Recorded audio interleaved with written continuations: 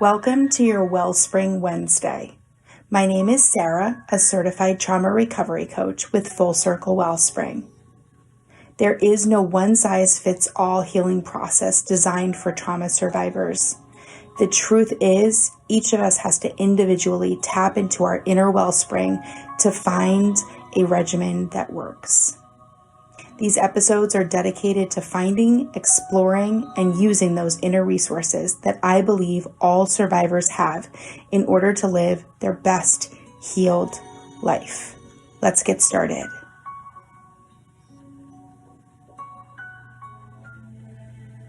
Today's episode is unnecessary.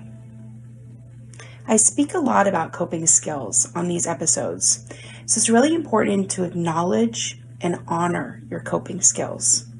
Whatever regulation methods your body has been using, mechanisms of safety and comfort, and anything that brought you even a bit of peace while you endured what you endured, those are coping skills. The cool thing about the brain is that when something works, it can stop looking for ways to accomplish the end result. For instance, it wouldn't need to spend energy keeping you calm in stressful situations if it found that food or medication temporarily did that for you throughout your teen years enduring an abusive foster home. The saying that neurons that fire together wire together is true. Now when your brain picks up the cue of overwhelm like it did during your teenage span, it can just temporarily pacify your nervous system with binge eating because that was working then. The brain thinks, problem solved, and it can file that tool in the use again next time that overwhelm starts to spike. This doesn't matter to the brain if the overwhelm came from a perceived unreal fear, stress from prepping for a college exam, a sighting of a lookalike to your abuser at the grocery store, or your boss asking you to work overtime. The feeling is the same, so the firing sets off to go wire that emotion to binge eating to dull the sense of the overwhelm. And this is true for every coping skill. It started out as a high-functioning, adaptive mechanism for your traumatic situation. It was helpful, usable, and had well-intended purpose. Now you are in the place of your healing where you're recognizing not only the after effects of the original traumas, but also the after effects of the coping skills. This is where the journey gets a little intense, and I'm speaking from experience. Taking a further step back looking at your trauma, you can now recognize that the coping skills you've adapted are no longer helpful. In fact, they've become unnecessary in reality, even if your brain still stamps them as works just fine. Some of these coping skills you'll begin to see have become unhealthy along with being unnecessary. This is where you start examining the after effects of the coping tools themselves. So for instances, binge eating may have started to cause GI or other biological issues. A substance misuse tool to numb might now have led to dangerous drugs with dangerous consequences. Self-harm may have kept you grounded during your trauma, but now just may be an obsession anytime you feel triggered that's causing scarring or infection. Overworking kept you from the house from your narcissistic spouse, but now it's keeping you from finding a new relationship or enjoying the time you have with your children. Keeping you away from potential abuse using strong trust issues may now cause social isolation problems or lack of healthy intimacy, and on and on and on the list can go. See, your brain wasn't caring about future effects of your coping skills back when it was just trying to keep you alive. Its concern wasn't specific to the quality of your life, it was just making sure you could survive beyond the trauma. That was the goal then. So now, outside of the trauma, these are exactly the type of discoveries that are available for you to work on and through. Sussing out unnecessary coping skills, the mechanisms of survival that no longer serve you, this is a great way to explore where they came from. Where did they stem from? What was the origin of the tool? Why did your brain feel like it still needs to use it when it's under duress?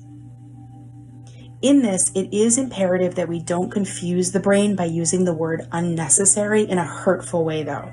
I find it very important to the intrapersonal bridge and your self-trust building for your brain to know that you aren't saying the skill itself was always unnecessary. Part of the internal healing is to find gratitude for your adaptive coping during the trauma and to be really thankful that you had the comfort, the safety, the protector, and the numbing tool available.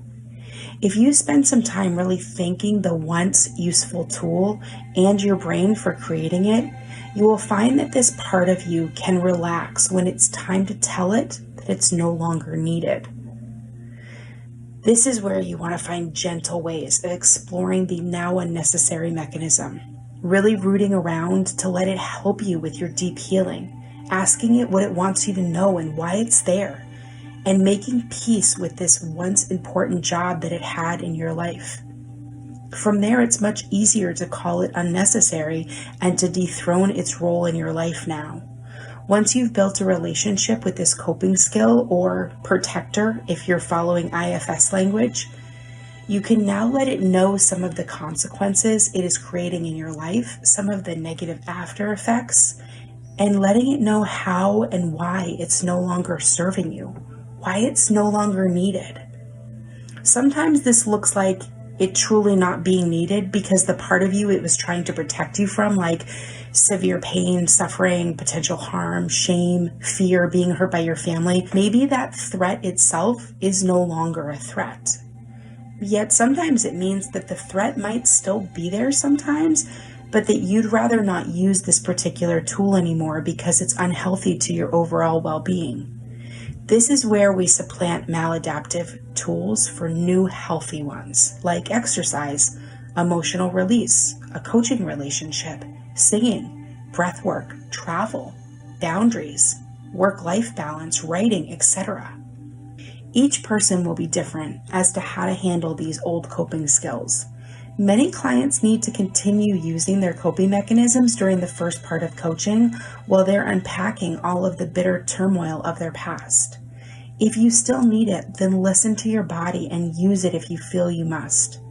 However, there will come a time in your journey where it will be time to put down a burdening pack of stuff and leave it on the trail as you march forward.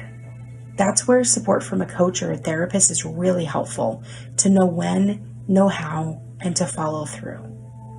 If you have questions about this episode, any of the IFS language that was used here, or you want to learn more about unburdening and deep inner healing, feel free to reach out with a message. I'll resource you and help advocate for you as you work to find your footing on your own trauma recovery road. Thank you for joining me for today's episode of Trauma Survivorhood. This has been written and created by your host, Sara, a trauma recovery coach. For more info about me, trauma recovery resources, or to check out our support groups, classes, free survivor circles, private coaching, and more, visit www.fullcirclewellspring.com. Schedule a complimentary 20-minute discovery call to see if coaching is right for you. For the latest info on schedules and updates, follow us on Facebook at Full Circle Wellspring. All other media, social links, blogs, and show notes are posted in the episode guide below. Until next time, be well, survivors.